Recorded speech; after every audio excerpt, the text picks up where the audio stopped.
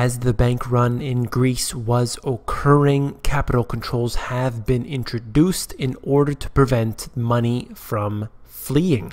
Today we are going to discuss, is this the beginning of the end?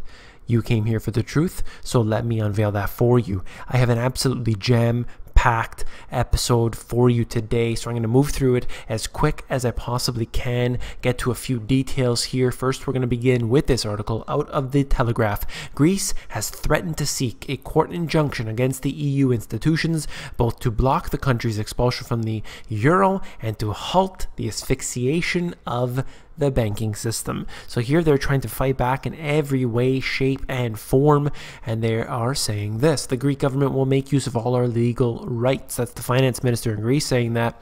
We are taking advice and will certainly consider an injunction at the European Court of Justice. The EU treaties makes no provision for a euro exit, and we refuse to accept it. Our membership is not negotiable.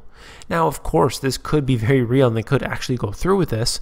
However, we have seen time and time again that the promises are broken of all governments, not because they intend on breaking them, but simply because they are forced into doing so. I'm seeing every country around the world, as they try to basically uphold their campaign promises, undoubtedly fail to do so. Let's see what happens with this scenario here. The Greek economy is not production-based. It's highly reliant on imports of goods and raw materials. In other countries where capital controls of this sort have been put in place, businesses are usually exempted, but not this time. If we can't make electronic remittances, then soon even the most basic goods would not be available. Think Venezuela. As soon as there's a shortage, the people begin lining up. You have riots, you have protests, you have everything that's going on. Civil unrest takes place, and the public is, for the most part, generally unable to deal with it. They begin to freak out. Lots of things happen here, particularly when food cannot be brought in. A lot of people, quite frankly, don't live in rural areas and grow their own food. So you have a shortage of supply within a maximum of 72 hours in most major cities. There's a lot more in this article here. I just want to move on. Look at this out of the Financial Times. Europe's pharmaceuticals industry has warned that drug supplies to Greece could be jeopardized if the country leaves the euro, and called for urgent action from Brussels to help prevent shortages. They are definitely suggesting a lot of the rhetoric here in these articles I'm talking about, as others that I have, and I'm sure you've read it yourself, talking about Greece leaving the euro. I don't see it happening right away. If it does happen, this government that has put in place all these since the very first, from the very beginning when they got in, said we're not leaving the euro, we do not intend on doing that. So the country, they're obviously saying so. The Troika doesn't want them to leave, that's for sure, but we'll have to see where it all goes. Greece has run up unpaid bills in excess of 1 billion, with drug makers in the industry wrote to the European Commission on Monday to raise alarm over the strains on the country's pharmaceuticals market. Obviously a very big industry. Obviously, healthcare putting a big strain on the economy. This is huge, and we'll see where it all goes. I'm going to move on to this CNBC article. Once there's social unrest, which there will be before too long if this thing continues, no tourist is going to want to go to Greece. If the Greece people understand how limited those concessions that are requested are and contemplate going to the abyss on the other side, they're never going to pick the abyss. What he's suggesting perhaps here is, hey, just give in, let the market continue to rise. We don't have time for this here. It's not such a big deal. The austerity measures, as they are terrible, and if they have to take any more austerity, they're going to be strangled. That's for sure. You can never trust these bankers, these elitists, these technocrats who are all in charge here, telling you that it's going to be okay. Don't worry. Let your government sign on the dot and everything is going to be just fine. We definitely cannot trust them. That's for sure. Let's move on to this here. Tens of thousands of Greeks rallied on Monday to back their left-wing government's rejection of a tough international bailout after a clash with foreign lenders pushed Greece close to the financial chaos and forced a shutdown of its banking system. As I said just right now, basically that we will see civil unrest, we will see the riots take place not just in Greece but in all countries, and we have seen this happen in various cities around the world as they basically go into a level of poverty that they have been not used to at that moment. With a popular referendum on the bailout plan for Sunday, the Prime Minister put his own position on the line, saying he would respect the result of the vote, but the government would not lead they would not lead a government to administer austerity in perpetuity. So he's saying, look, we're not going to go ahead with this austerity thing forever. We just want to get to the bottom of this, deal with it, and then move on. So I don't know how they're going to get out of this. Personally, they are in an extreme level of debt at this time, and there is really no way that they can get out of it without being pardoned from that debt. But I do not see it heading in that direction. And right here, they're just talking about the referendum. So they have a 72-word question that they have to answer, and basically saying a yes or no. And right here it says the wording of the referendum may be an early victory for Greece's prime minister, who on Friday urged his citizens to vote no after walking out of bailout talks with Greece's creditors. So this referendum is going to take place this weekend if it all goes according to plan. And what happens here will obviously make a big change in what is occurring in Greece right now. Or will we simply see the can kicking down the road?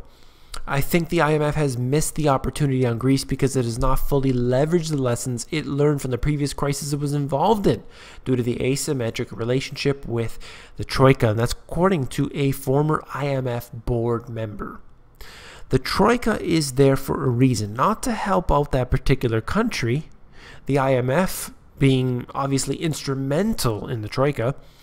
And my opinion is that the IMF is there specifically to steal from the nations that they are imposing their will upon. When it was clear that the Greek program was underperforming, they did not push back sufficiently against the Eurozone, which had at the time a misguided policy emphasis only on austerity. Okay, so what they're saying is, look, you just impose austerity and that's the only thing you're going to do, and then that will solve everything. And they're suggesting that, no, that's not what you have to do.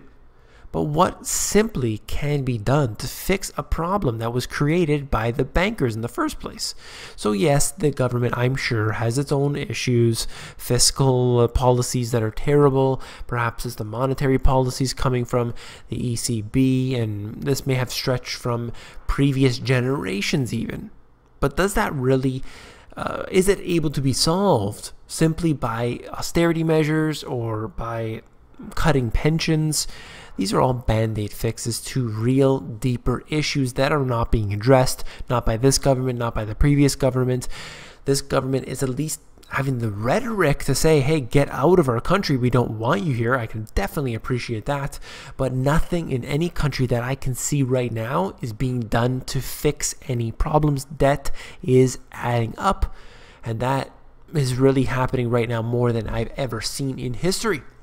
Greece received a $147 billion bailout from the IMF and other countries in Europe. This is from my book, quoting what happened with Greece and the IMF, obviously very relevant here. As you will read in the future chapters, there is contagion in the system.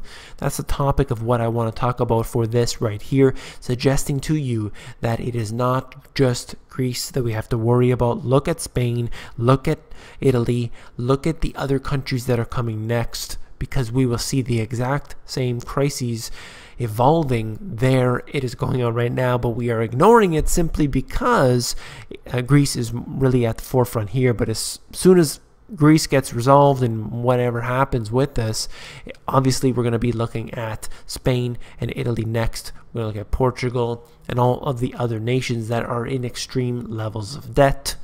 And when you include the unfunded liabilities, you have such a terrible terrible scenario for the global economy. I have to move on here, running out of time. The shuttered banks of Greece represent a profound failure for the EU. The current crisis is not just a reflection of the failings of the modern Greek state, it is also a failure of the European dream of unity, peace, and prosperity. I'm not going to read the highlighted portion. You can do so for yourself. All I want to say about this is that the EU was presented to the people as some sort of saving grace. Look, if we have an EU, we're not going to fight each other because we'll be united. But we know that there is a deeper reason why the EU was created. That's my opinion.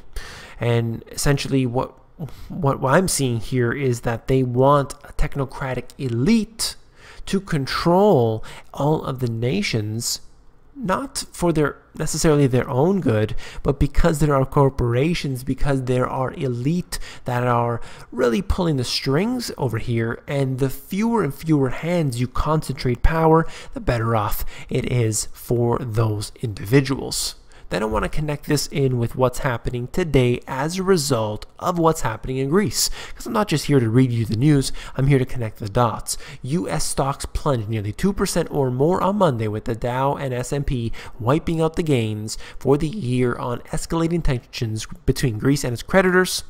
And this individual here, the chief investment officer, said, I think uncertainty around Greece is just making people skittish, and we haven't had a meaningful pullback for some time. It's hard for anybody to fight this uncertainty. So they always want a bull. They always want a reason to invest more and more and more, have their stock buybacks, and have all their scams and schemes to continue. But the truth is that the market is afraid.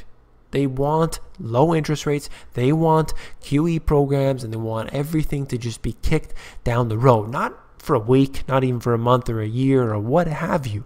They want it for one more trading session. Is today a strong day? Yes, then put the money in. They just want one day of trading. That's the way traders work in most cases. You can talk to them for yourself. You can do your research. It's all about that trading day, not even the trading week, not the month, not the quarter, just the day. Very serious to note that. And of course, China is in the same situation. China's stocks turned into a bear market on Monday as frenzied selling continued in the country's bourses despite Beijing, check this out, central bank slashing interest rates on the weekend in order to calm investors' nerves. So the People's Bank of China cut its one-year lending rate by 25 basis points and lowered its reserve requirements by some commercial banks by 50 basis points. And what happened? The stock market declined. So even though they're relaxing all their lending standards slowly, this has been going on, I've been covering it here, you still have the exact same problems. Look at what's happening in the US, bringing the interest rates down all the way. Yeah, the stock market went up, absolutely.